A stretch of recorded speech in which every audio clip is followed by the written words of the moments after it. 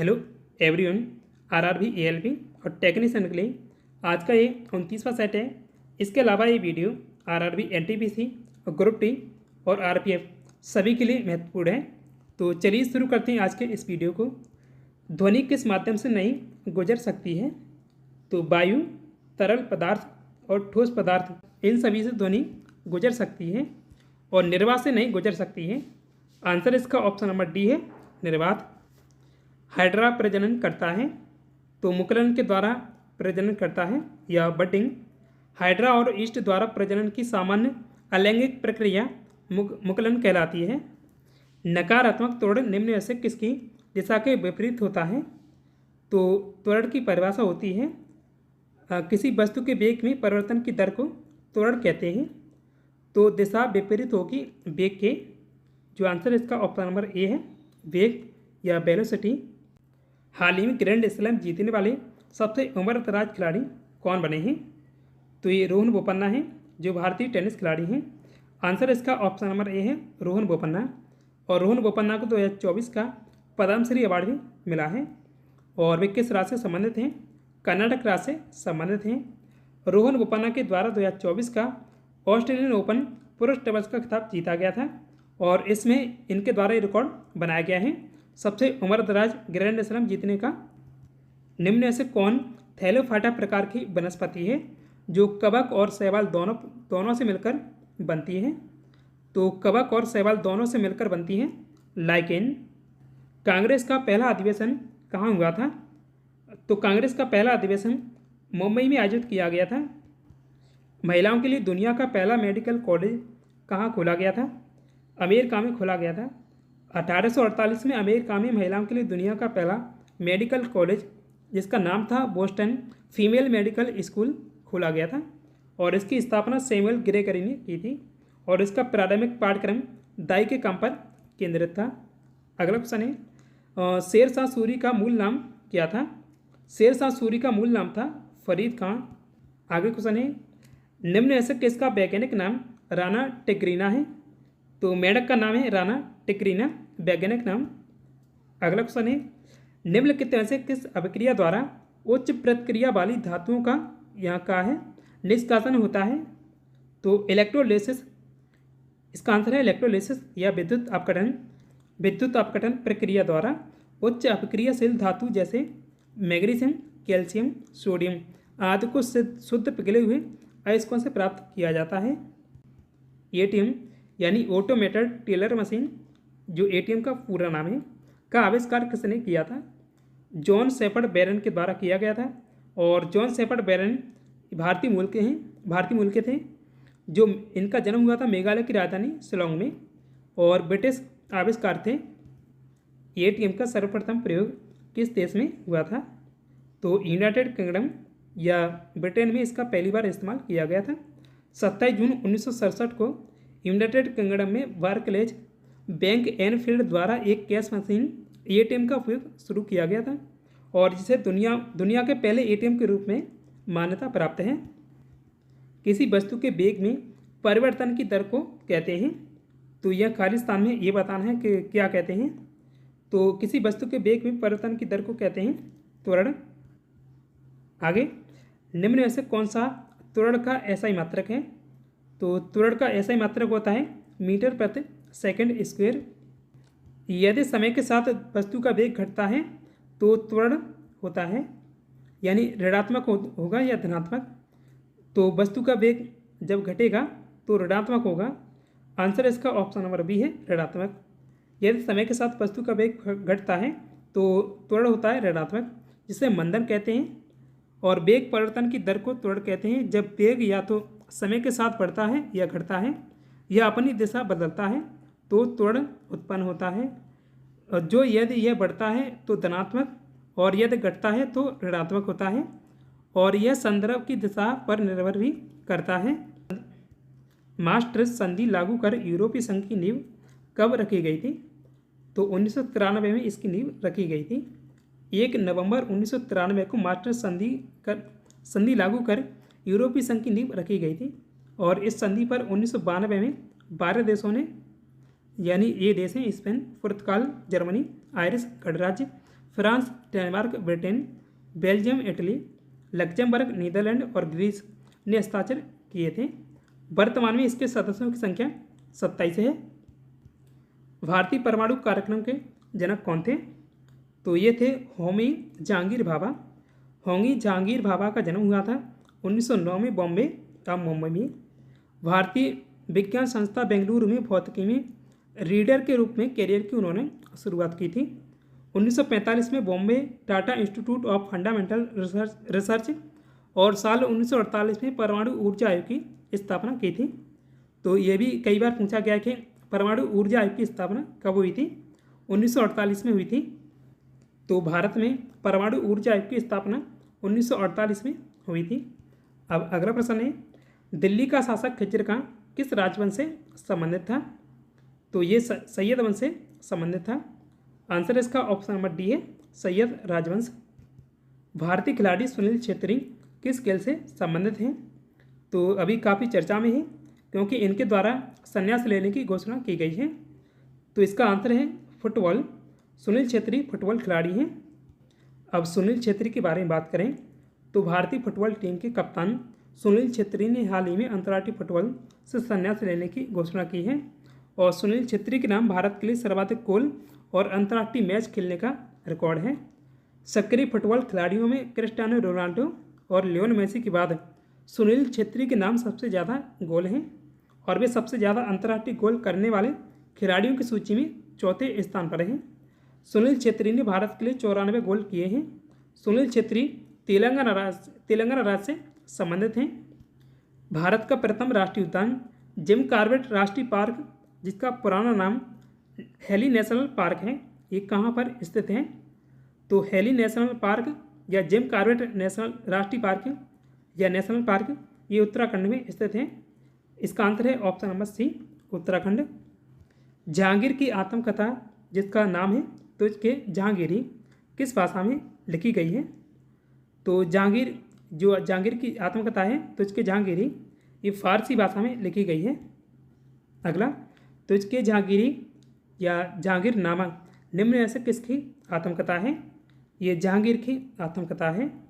आगे, जहांगीर द्वारा शुरू की गई तुझ के जहांगीरी नामक आत्मकथा को पूरा करने का श्रेय को दिया जाता है, यानी इसको पूरा किसने किया था? तो मोतबिंद खां के द्वारा इसे पूरा किया गया था। आगे, 1540 के कन्नौज के युद्ध के नाम से भी जाना जाता है। तो कन्नौज के युद्ध को दूसरे नाम से बेलग्राम के युद्ध के नाम से जाना जाता है और वर्तमान में कन्नौज उत्तर प्रदेश का एक शहर है। अगला क्वेश्चन है, कन्नौज का युद्ध जो 1540 में हुआ था का युद्ध हुमायूं और किसके बीच लड़ा गया था? तो शेरशाह सूरी और हुमायूं के बीच लड़ा गया था। इसका जो आंसर है ऑप्शन नंबर बी सही है, शेरशाह सूरी। 17 मई 1540 को मुगल बादशाह हुमायूं और अफगान सरदार शेरशाह सूरी के बीच कन्नौज का युद्ध हुआ था और इसमें शेरशाह की जीत हुई थी और इससे उत्तरी भारत में सूरी राजवंश की शासन की स्थापना हुई थी। शेरशाह सूरी का अंतिम अभियान किसके शासक के विरुद्ध था? तो इसका आंसर है कालिंजर की विजय 1545 में, जो उसने विजय प्राप्त कर ली थी 1545 में कालिंजर पर। शेरशाह ने एक भयंकर आक्रमण किया था और वह जीत गया था, लेकिन विस्फोट से गंभीर रूप से घायल होने पर उसकी मृत्यु हो गई थी। विश्व की पहली रंगीन टीवी किस देश में लॉन्च हुई थी? तो ये इंग्लैंड में लॉन्च की गई थी। आंसर ऑप्शन नंबर डी है, इंग्लैंड। 17 मई 1861 को भौतिक विज्ञानी जेम्स क्लार्क मैक्सवेल ने इंग्लैंड में दुनिया की पहली रंगीन टीवी पेश की थी और इसे फोटोग्राफर थॉमस सटन ने मैक्सवेल की 3 कलर प्रोसेसिंग का प्रयोग करते हुए बनाया था। नेक्स्ट क्वेश्चन है, किसी वस्तु के द्रव्यमान और वेग के गुणनफल को उस वस्तु का कहते हैं? तो यह खाली स्थान में बताना होगा। तो किसी वस्तु के द्रव्यमान और वेग के गुणनफल को कहते हैं संवेग, यानी संवेग को p से दर्शाया जाता है और p बराबर होता है m इंटू बी और m यहाँ पर द्रव्यमान है और b वेग है। निम्न में से कौन सा उपकरण द्रव्यों का आपेक्षिक घनत्व मापने में काम में आता है? तो आपेक्षिक घनत्व हाइड्रोमीटर से मापा जाता है। आंसर इसका ऑप्शन नंबर ए है हाइड्रोमीटर। अगला क्वेश्चन है निम्नलिखित किस उपकरण की सहायता से वायुमंडल में व्याप्त आर्द्रता नापी जाती है। तो आर्द्रता को हाइग्रोमीटर से मापते हैं और आपेक्षिक घनत्व को हाइड्रोमीटर से। ये दोनों मैंने आपको एक साथ ही दे दिए हैं, काफ़ी कन्फ्यूजन रहता है इसमें। तो इसका जो आंसर है हाइग्रोमीटर है। संवेग की ऐसा ही इकाई है, तो संवेग यानी इसे पी से दर्शाया जाता है और पी बराबर होता है एम इंटू बी। तो यहाँ बी का मात्रक होता है जो ऐसा ही मात्रक मीटर प्रति सेकंड, और द्रव्यमान एम यहाँ द्रव्यमान है और बी वेग है। तो द्रव्यमान का ऐसा ही मात्रक होता है केजी। अब केजी मीटर प्रति सेकंड में आया है और यहाँ पूछा गया है कि एस की जो पावर है माइनस में आ रही है। अगर अब दोबारा लिख रहा हूँ यहाँ केजी और एम बट्टे एस, अगर एस को ऊपर ले जाएंगे तो एस की पावर माइनस में 1 आएगी। तो जो आंसर आएगा ऑप्शन में दिया हुआ है केजी मीटर और एस की पावर -1 आ जाएगा। आंसर इसका ऑप्शन नंबर सी ये सही होगा, केजी मीटर एस की पावर -1। देखिए रेलवे ऐसे ही क्वेश्चन पूछता है, बिल्कुल घुमा के पूछेगा। वर्तमान में भारतीय संविधान में कुल कितने भाग हैं। तो वर्तमान में कुल 25 भाग हैं और मूल संविधान में कुल कितने भाग थे। मूल संविधान में 22 भाग थे और अभी कितने हैं 25। तो जो इसका आंसर है वो ऑप्शन नंबर बी सही होगा 25। 100 अरब डॉलर की संपत्ति हासिल करने वाली दुनिया की पहली महिला कौन बनी है। तो ये फ्रांसुआ बेटन कार्ट मायज बनी है और फ्रांसुआ बेटन कार्ट मायज फ्रांस देश की निवासी हैं। तो यहाँ पर ये खाली स्थान में ये बताना है कि संसार में उन सभी भागों में पाए जाते हैं जहाँ जीवित या मृत कार्बनिक पदार्थ पाए जाते हैं। तो क्या पाया जाता है, एक कवक पाए जाते हैं। जो आंसर इसका ऑप्शन नंबर ए सही होगा कवक। अतः ये विषम पोषी यानी दूसरों पर निर्भर हैं, जीव हैं और इनमें संचित भोजन ग्लाइकोजन के रूप में रहता है और इनकी कोशिका भित्ति काइटिन की बनी होती है। तो यहाँ ये याद रखिएगा काइटिन की कोशिका भित्ति कवकों की बनी होती है। ये क्वेश्चन भी पूछा गया था अभी पिछली बार 2018 में आरआरबी एएलपी के द्वारा। तो ये इसका जो आंसर होगा क्या होगा, कवक होगा या फंगी। फड़ हरित विहीन होने के कारण अपना भोजन स्वयं नहीं बना पाते हैं। देखिए सेम क्वेश्चन ऐसे पूछा जाता है रेलवे के द्वारा, यहाँ एक खाली स्थान जरूर देता है, अब ऐसा ही क्वेश्चन बना रहा है। तो ये कवक होते हैं जो अपना भोजन स्वयं नहीं बना पाते हैं फड़ हरित विहीन होने के कारण। तो आंसर इसका ऑप्शन नंबर बी है कवक या फंगी। अब नेक्स्ट क्वेश्चन 26 फरवरी 2024 को पंकज उदास का निधन हो गया, वे संबंधित थे। तो पंकज उदास गजल गायक थे। आंसर इसका ऑप्शन नंबर ए है गजल गायक पंकज उदास। इनका जन्म हुआ था 17 मई 1951 को जैतपुर गुजरात में। निधन कब हुआ है 26 फरवरी 2024 में। और उनके द्वारा गाए गए कुछ प्रमुख गाने हैं, ये हैं ना कजरे की धार, जिए तो जिए कैसे और चांदी जैसा रंग तेरा और चिट्ठी आई है। एक काफ़ी चर्चित गाना है। ये कब आया था 1986 में और उनका पहला गज़ल एल्बम है आहट। जब कोई वस्तु एक समान वेग से गतिमान होती है तो उस पर त्वरण कितना होता है यह होगा, तो उस पर त्वरण होगा 0।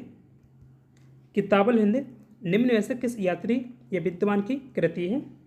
तो ये आरआरबी एनटीपीसी 2021 में पूछा गया था। तो इसके लेखक कौन है, अल-बरूनी।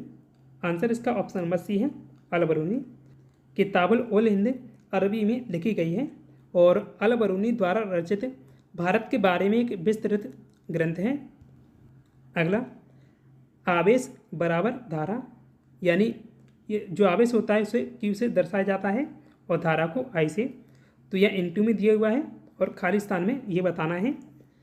तो यानी यहाँ क्या आएगा, अब देखिए क्यू बराबर होता है आई इंटू टी, यानी क्यू बराबर आई टी। एक ही फ्लो में याद रखिएगा। और ये सीधे सीधे एक बार इसका सूत्र भी पूछा गया था क्यू बराबर आई टी। तो क्यू बराबर अब आई टी आ गया, तो ये टी क्या है यहाँ पर समय। तो जो आंसर है ऑप्शन नंबर सी है समय।